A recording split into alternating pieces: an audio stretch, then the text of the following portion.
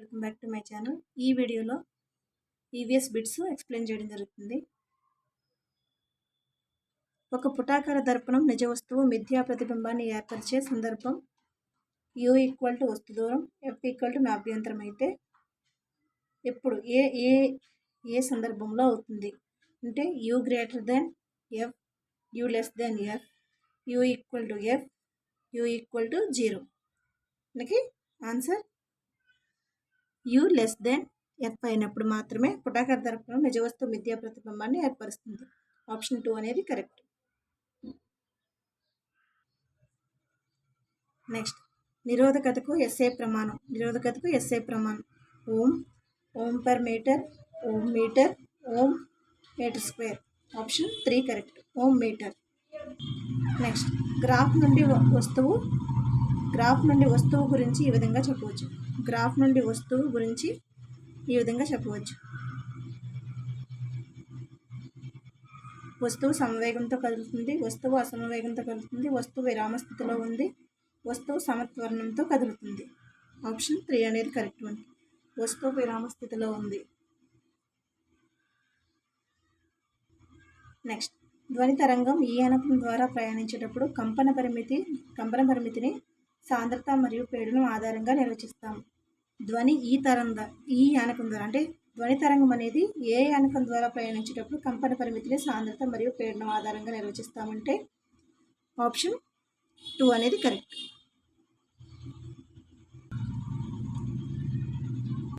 Next, 10 గ్రాముల ద్రవ్యరాశి గల బంతి 5 మీటర్ల ఎత్తు నుండి వదిలివేయబడింది. అయినా ఆ బంతి భూమిని చేరబోయే సమయానికి దాని గతిశక్తి ఎంత అన్నారు. మనకి G = 10 m/s² ఇచ్చారు. దీనికి ఫార్ములా ఏ విధంగా ఉంటుందంటే గతిశక్తి కాబట్టి కైనెటిక్ ఎనర్జీ = mgh. మనకి m అంటే ఎంత ఇచ్చారు, 10 గ్రాములు ఇచ్చారు, 10 కిలోగ్రామ్స్ ఇచ్చారు.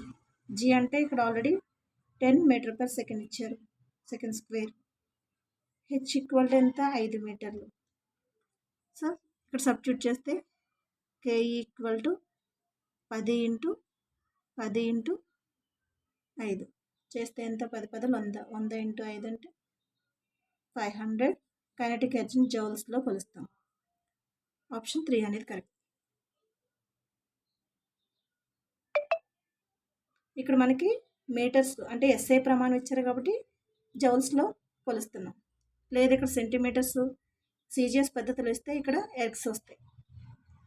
నెక్స్ట్, 10 గ్రాముల హైడ్రోజన్ వాయువులో ఉన్న అణువుల సంఖ్య. నెక్స్ట్, 10 గ్రాముల హైడ్రోజన్ వాయువులో ఉన్న అణువుల సంఖ్య ఎంత అన్నారు. మనకి ఇక్కడ చూసుకుంటే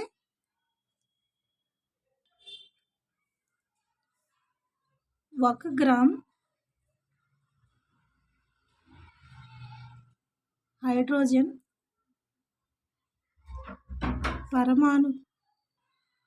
పరమాణువులో ఉన్న అణువుల సంఖ్య = 6.022 × 10⁻23. ఇది హైడ్రోజన్ పరమాణువులు అంటే H2లో ఉంది. మనకి ఇక్కడ ఏమని అడిగారు, హైడ్రోజన్ వాయువులు అన్నారు. అప్పుడు ఏమవుతుంది, ఇదే సేమ్ రాస్తే మనకి హైడ్రోజన్ గ్యాస్ పరంగా అడిగారు కాబట్టి ఏమవుతుంది, 6.022 × 10⁻23/2 అవుతుంది. ఎందుకని, ఇది పరమాణు అంటే హైడ్రోజన్ H2 కింద రాస్తాం. ఇక్కడ హైడ్రోజన్ వాయువు అన్నారు కాబట్టి మనకి ఏమవుతుంది, ఇది ఈ పరమాణువులో సగం అవుతుంది. అంటే ఇది క్యాన్సిల్ అవుతే 3.011 × 10⁻23 వస్తుంది. ఇదేంటి, 1 గ్రాము హైడ్రోజన్ వాయువులో 1 గ్రాము హైడ్రోజన్ వాయువులో ఉన్న అణువుల సంఖ్య. మనకి 10 గ్రాముల హైడ్రోజన్ వాయువులో ఉన్న అణువుల సంఖ్య = 10 గ్రాములు అన్నారు కదా, 10 × 3.011 × 10⁻23. సో ఇదేమవుతుంది మనకి 30 × 11 × 10⁻23 అవుతుంది అణువుల సంఖ్య. లేదా దీన్ని వేరే విధంగా కూడా రాయొచ్చు, 3.011 × 10⁻24 కింద రాయొచ్చు. ఇదైనా ఇవ్వచ్చు ఆప్షన్లో, లేదా ఇదైనా ఇవ్వచ్చు. మనకి ఇచ్చింది ఏంటి, ఇక్కడ 30.1 ఇంటూ 10^23. ఆప్షన్ 4 అనేది కరెక్ట్. ఈ విధంగా హైడ్రోజన్ పరమాణువు అడిగారా లేకపోతే హైడ్రోజన్ వాయువు అడిగారా చూసుకుని చేయాలి. నెక్స్ట్ ఏబిసిడి ద్రావణాల pH విలువలు వరుసగా 4, 1, 7, 13 అయిన ఏ ఒక బలమైన ఆమ్లము, బి ఒక బలమైన క్షారము, సి ఒక బలమైన ఆమ్లము, డి ఒక బలమైన క్షారము. సో మనకి pH విలువలు 0 నుంచి 14 వరకు స్టార్ట్ అవుతాయి.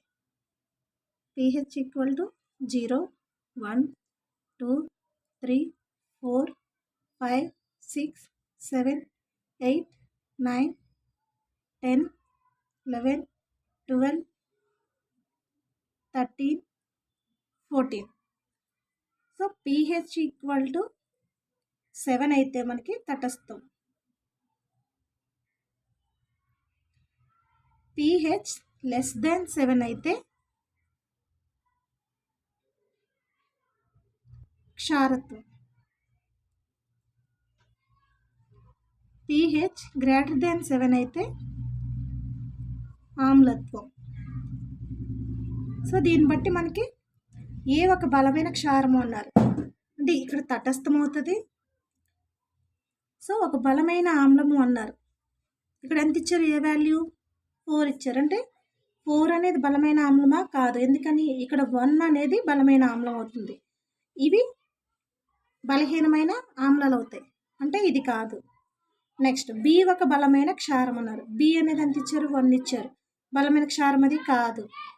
సి ఒక బలమైన ఆమ్లం అన్నారు. సి అనేది ఎంత ఇచ్చారు? 7 ఇచ్చారు. ఇది తటస్థంగానే ఆమ్లము కాదు, క్షారము కాదు, తటస్థంగా ఉంటుంది. సో ఇది కాదు.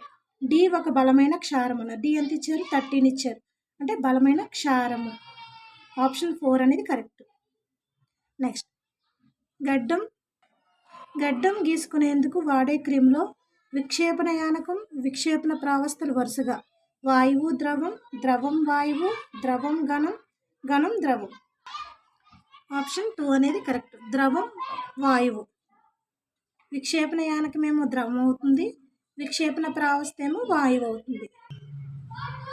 నెక్స్ట్ క్రింది వానిలో సరికాని వాక్యము. నేలబొగ్గు ఒక శిలాజ ఇంధనం, నేలబొగ్గు హైడ్రోకార్బన్ల మిశ్రమం, నేలబొగ్గు ఏర్పడే ప్రక్రియను కార్బోనైజేషన్ అంటారు, నేలబొగ్గు నుండి కోక్ పొందుతారు. సో మనకి 1 కరెక్ట్, 3 కరెక్ట్, 4 కరెక్ట్. అంటే కరెక్ట్ కానిది ఏంటి? ఆప్షన్ 2 అనేది నేలబొగ్గు హైడ్రోజన్ల మిశ్రమం. ఇది wrong. Next AgCl gives rise to 2Ag + Cl2 అనేది చర్య రకం. విద్యుత్ వియోగ చర్య,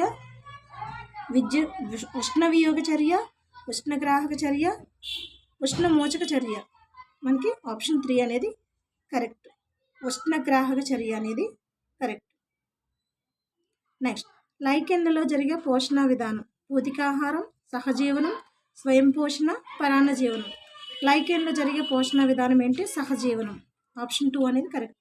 నెక్స్ట్ చర్మం ద్వారా శ్వాసించే జీవుల సరైన జత. కప్ప బొద్దింక, చేప కప్ప, వానపాము చేప, కప్ప వానపాము. చర్మం ద్వారా శ్వాసించే జీవుల సరైన జత అంటే కప్ప వానపాము.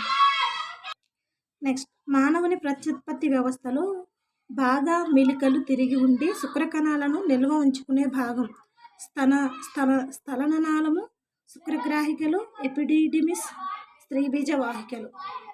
శుక్రకణాలని నిల్వ ఉంచుకునే భాగం ఏదంటే ఎపిడిడిమిస్. ఆప్షన్ 3 అనేది కరెక్ట్. నెక్స్ట్ క్రింది వానిలో కవాటాలు ఉండే వాటిని గుర్తించండి. ధమనులు, సిరలు, శోషరసనాళాలు, గుండె. AB మాత్రమే, BC మాత్రమే, ABC మాత్రమే, BCD మాత్రమే. కింది వానిలో కవాటాలు ఉండే వాటిని గుర్తించండి అంటే BCD మాత్రమే. ఆప్షన్ B అంటే సిరలు, శోషరసనాళాలు, గుండె. నెక్స్ట్ క్రింది వానిలో కణాంగము మరియు అది నిర్వహించు విధులకు సంబంధించిన సరైన జోడి. రైబోజోమ్ పదార్థాలను రవాణా చేయుటకు తమలో నిల్వ ఉంచుకుంటాయి. నునుపు అంతర్జీవ ద్రవ్యజాలం లిపిడ్ల సంశ్లేషణానికి తోడ్పడుతుంది. మైటోకాండ్రియా విష పదార్థాలను విచ్ఛిన్నం చేస్తుంది. గాల్జీ సంక్లిష్టం జన్యు పదార్థాన్ని కలిగి ఉంటుంది. ఆప్షన్ 2 అనేది కరెక్ట్. మనకి నునుపు అంతర్జీవ ద్రవ్యజాలం అనేది లిపిడ్ల సంశ్లేషణలో తోడ్పడుతుంది. ఆప్షన్ 2 అనేది కరెక్ట్. Thank you. ఈ వీడియో కనుక మీకు నచ్చితే లైక్ చేసి సబ్స్క్రైబ్ చేయండి, వీలైతే షేర్ చేయండి.